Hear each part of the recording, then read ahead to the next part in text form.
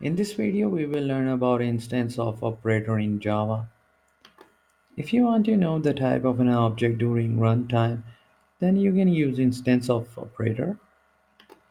Instance of operator requires an object or array value as its left operand and the name of the reference type as its right operand. It returns true if the object or array is an instance of the specified type. It returns false otherwise. Let's see an example. If we have an object and we name it obj, and then we create an array of integers and assign a reference to our object, and then over here we have array of integers,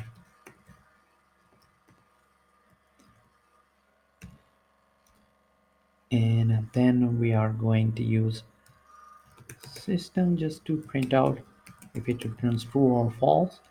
Then we are going to use the object and then instance of operator with the int array type. It should be over here,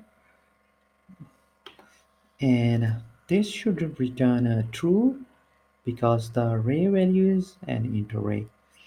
So then we are going to check another one, system dot out dot println, and then we are going to pass object and then instance of byte array.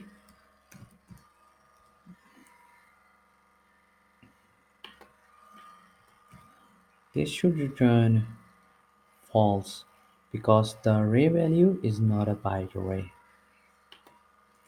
And then we are going to check one more and pass in our object and instance of, then we are going to check with the object.